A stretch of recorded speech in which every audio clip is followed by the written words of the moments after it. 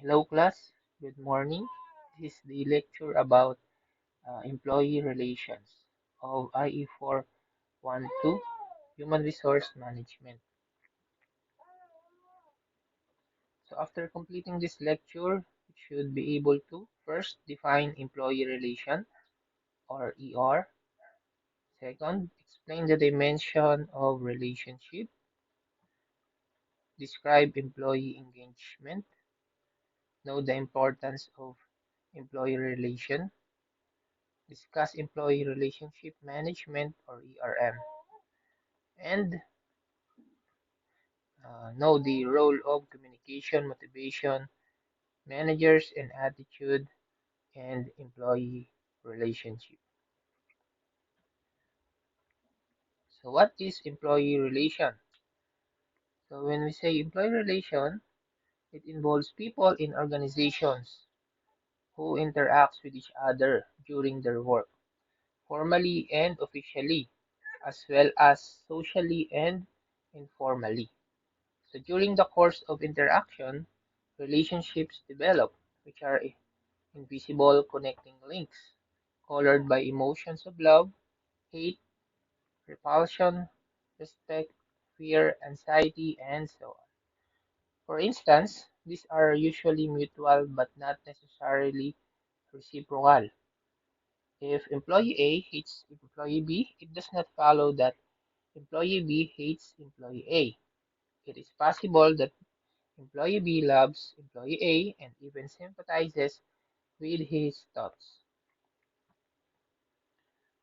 So this is the employee relation feelings, emotions, and attachment framework. Okay. So first, when we say relationships, it implies feelings for each other. So they may be positive, such as friendly, wanting to be close, or negative, such as unfriendly, wanting to be distant. So relationships always exist between interacting persons, just like the workers and employees in a company. So there is no neutral point. Difference is not a neutral point, or rather indifference. When we say indifference, it is attitude toward each other that have no sympathy to each other. So indifference tends to be negative. So you have here the framework of the connection, showing the connections of feelings, emotions, and attachment in a employee relation. So you have here the employee. First, you have the employee involvement. Okay, so it contributes to good employee relations. Example of this is the involvement of employees or workers in the labor relations, also known as industrial relations. Okay, so when we say labor relations, it is synonymous with industrial relations, because the relations that is being talked about is the labor force in the industry setup. That's why it is also called as industrial relations, which refers to the interactions and agreements between employees, and the respective representatives, okay, like unions for the part of the employees, regarding the employment terms and conditions, including collective bargaining and dispute resolution. Another thing in this framework is the employee rights. Okay, so an example of an employee right, under the employee relation is the collective bargaining. So employees under the an organization of a union has the right to have a collective bargaining. So what is collective bargaining? It is a core aspect of labor relations that is collective, okay, among each uh, employees, meaning uh, there is an agreement between or among all the employees to to be raised, okay, in the company. So where unions negotiate with the employers on behalf of their members. to establish terms and conditions of employment such as wages, benefits, and working conditions. So this is the reason why you should not talk directly to employees or workers that are under an agency. Okay, because uh, it is not proper way in a proper way. You should be talking to their group leader or team leader or their representative uh, to have a good or proper way of communication with the team of the employees under an agency. Okay. The next is employee discipline. So when we say employee discipline, it involves dispute resolution. Okay. So when we say dispute resolution, uh, it is under also with the labor relations that involves mechanisms for resolving disputes that arise between employers and employees or unions such as grievance or strikes. So this aspect deals with the uh, the behavior or the improper behavior of employees in their working environment. So there should be a right process of dispute, okay, so that those disputes will be resolved properly. The next is employee counseling, okay. So employee counseling is a part of the function of HRM. However, in employees undergo processes, okay, due processes for them to gain such uh, discipline, okay, and other right behavior towards works. Okay. The next is employee communication. When we say employee communication, uh, this is a broad area, okay, which involves a legal framework. Okay, the legal framework that is uh, followed by labor relations are governed by labor laws that protect workers' rights and set rules for how employers and unions must interact or communicate. Okay, so the legal framework for labor relations in the Philippines is primarily governed by the Labor Code of the Philippines, the Presidential Decree Number 442 as amended, which sets the rules for employment practices, labor relations, and company standards, ensuring fair labor practices and protecting workers' rights. Okay, then next is the employees, which is the most important asset of the company. So they are the most important uh, asset of the company, the employees, who work together and perform to achieve the goals and objectives of the organization. So as industrial engineers, we should manage our human resources properly, okay, because they are the most important ones. That's why in our study, we apply a human-centered approach rather than system approach, system process approach. We prioritizes human resources over other resources. So every individual shares a certain relationship with his colleagues at the workplace. That is uh, also our concern as the managers of this resource, the human resource. Because when individuals have good relationships, they tend to work harmoniously and they are more productive. Next is the dimensions of relationships. So the relationship can be between anyone in the organization. So any employees or managers or stakeholders within the organizations, a relationship can take place. So between coworkers, when it happens between coworkers, it is called horizontal relationship. Between an employee and his superior, it is called upward and downward relationship. While between two members in the management and so on is also called as that. Okay, upward and downward. So it is important that the employees share a healthy relationship with each other to deliver their best performance. Next is the environment and atmosphere. So here, the employees must be comfortable with each other for a healthy environment at work. Okay, so one example of uh, this instance is when employees build good relationship with each other. They tend to work more productively.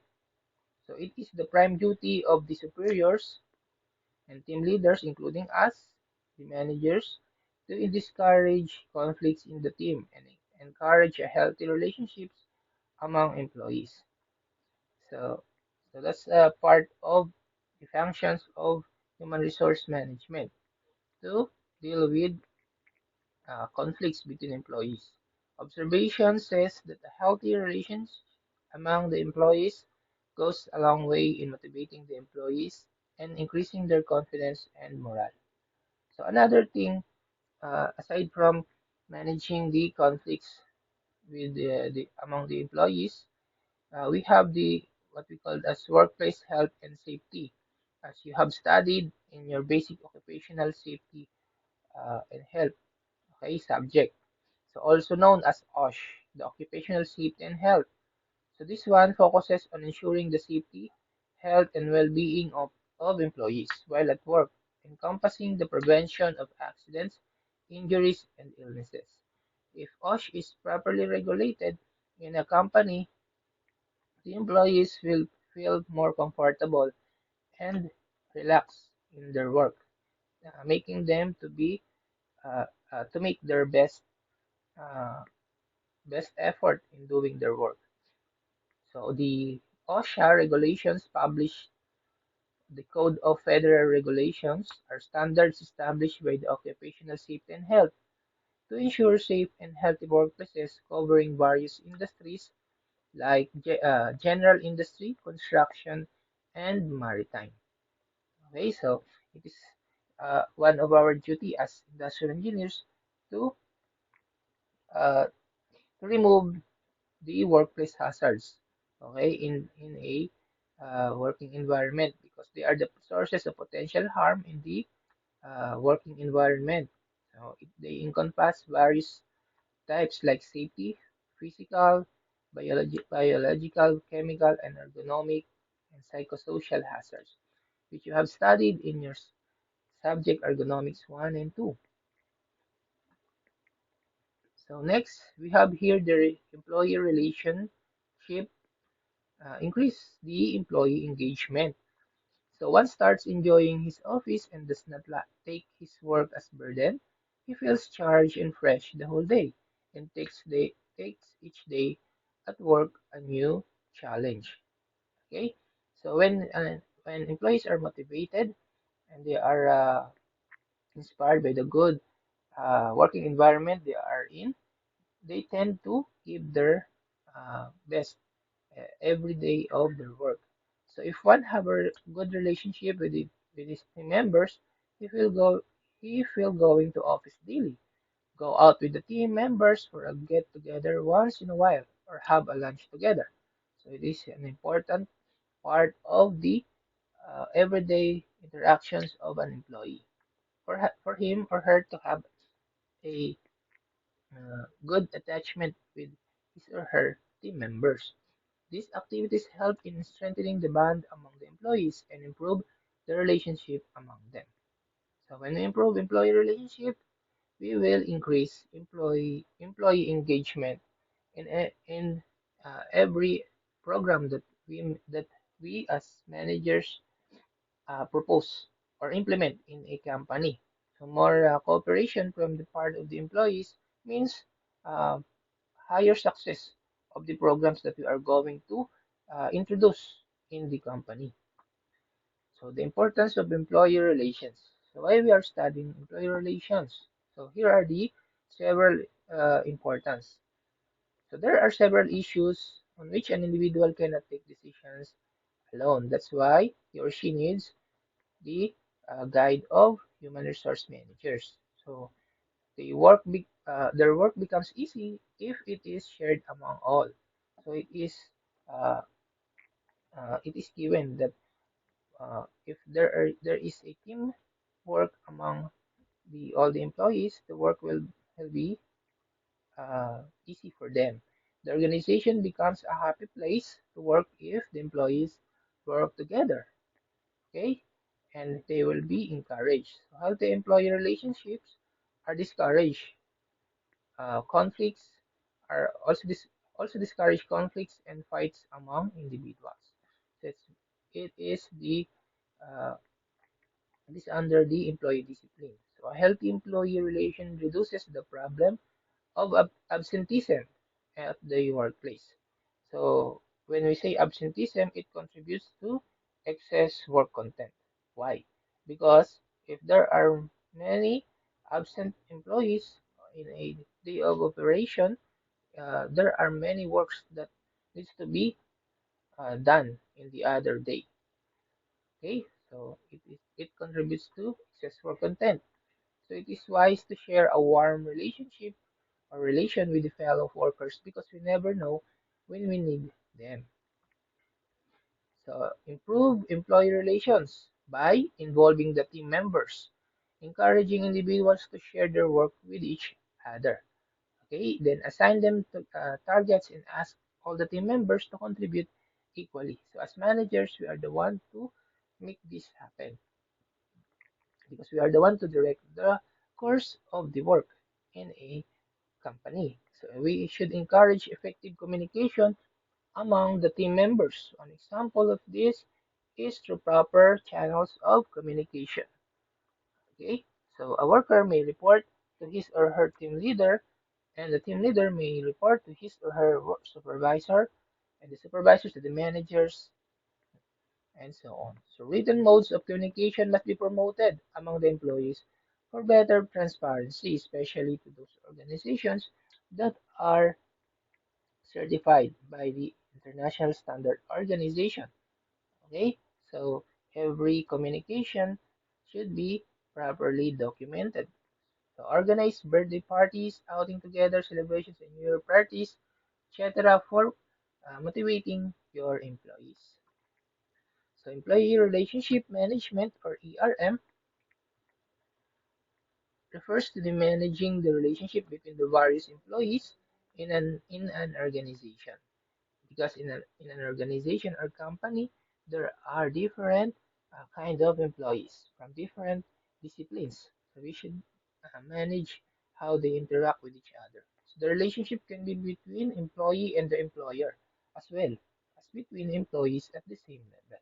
So ERM is an art which effectively monitors and manages the relation between individuals, either of the same team or from different teams of professionals. So here in ERM, we should take into consideration the most important thing, which is the employee rights of safe and healthy workplace, fair treatment, and non-discrimination. Another thing is the right to privacy, right to organize and bargain collectively, and the right to fair wages and benefits. So as managers, we should be the one to monitor that those important rights are achieved or uh, are given to our employees. So our responsibilities, or rather the responsibilities of the employees, is to comply with the company policies and procedures, perform job duties effectively, maintain a safe and healthy workplace, treat others with respect, and maintain confidentiality.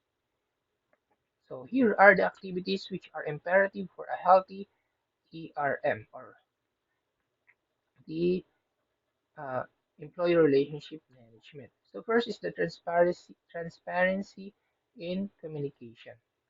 Okay, when you say transparency in communication, we should be uh, our decisions should be guided by facts. Okay, the printed uh, reports.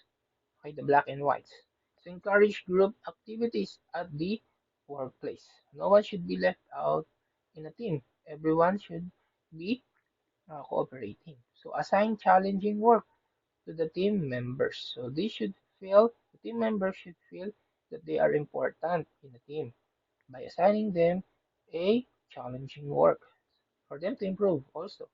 The concept of workstations and cubicles must be promoted rather than closed cabins to invite good communication and collaboration with each other.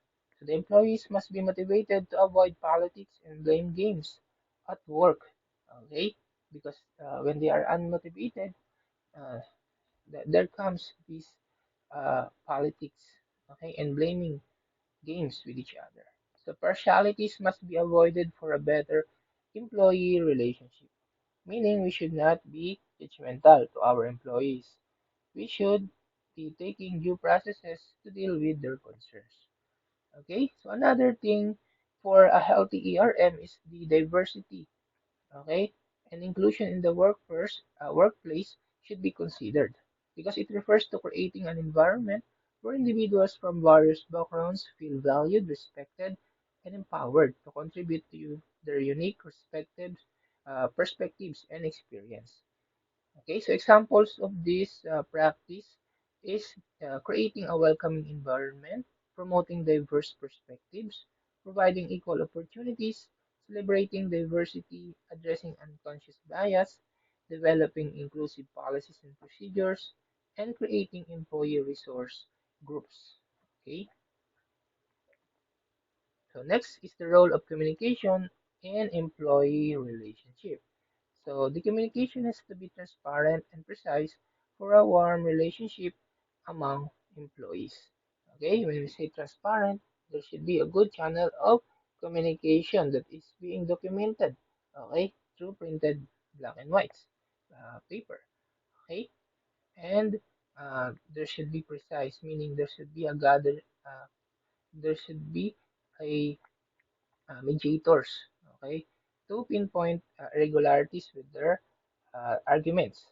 Okay, the employees must be very clear about what is being expected from them. Okay, so this one is under the task of HR to ensure that each employees are well oriented with their responsibilities in their work. Don't change statements quite often. Okay, so uh, we should be following what we have given. Okay, what we have given first to the employees, the first instructions that we have given to them, be uh, we should not change those statements, right? Because it tends to reduce the confidence of employees to our management.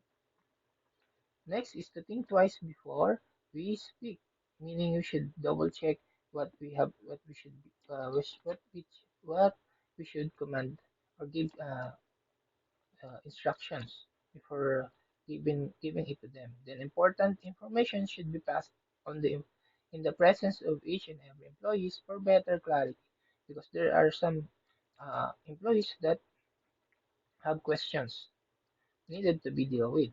Depend more on written modes of communication as they are more reliable as compared to verbal communication, which is easily forgotten. So here are the role of motivation in employee relationship. So a motivated employee works better and at a much faster rate as compared to others.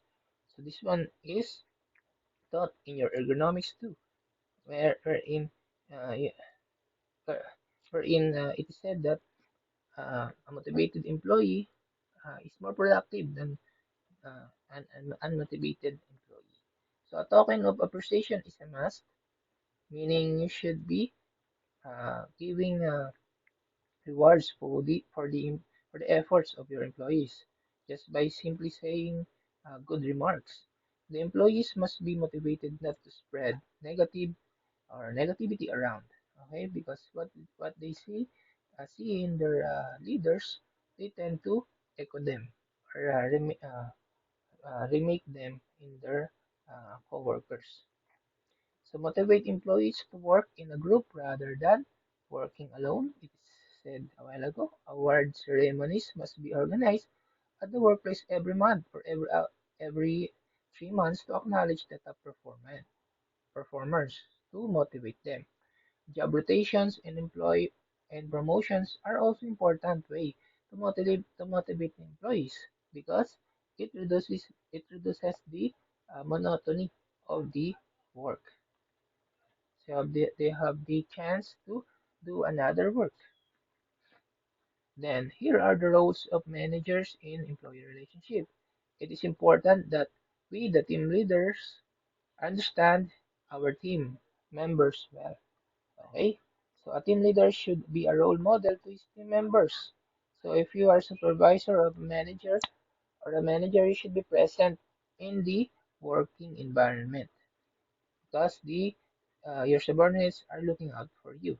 The superior must act fairly and should be always be accessible to his employees because there are instances where employees uh, are confused in their work. So it is our task, managers, to guide them. Then we, as the manager, must ensure that all important communication takes place on an open forum. Okay, when we say open forum, the employees are open uh, to make their comments or honest remarks on you and on your management process. Okay, so that you may improve it. So as a team leader, it is one's prime responsibility to encourage healthy competition at work. So here are the role of attitude in employee relationship. So attitude plays an important role also in improving the relationship among the individuals. So an individual should never ever have a negative attitude at workplace. Okay? That's why we need to encourage them. Don't always find faults in others. One should not be too rigid, meaning we should be open-minded. Okay? Or we should be flexible. Then an individual should not make issues out of small things. We should also be forgiving. Okay? Then one should be forgiving. As I said, don't carry ego to work. One should always keep his personal life separate from his professional affairs. If one has a problem at home, he or she should not bring it at his or her work to avoid conflict. Treat their colleagues as their friends. Okay, so that's all for this employee relationship lecture. If you have any question, please don't hesitate to ask. And don't forget the case study that I have given to you. You should accomplish it by this week. Thank you and God bless.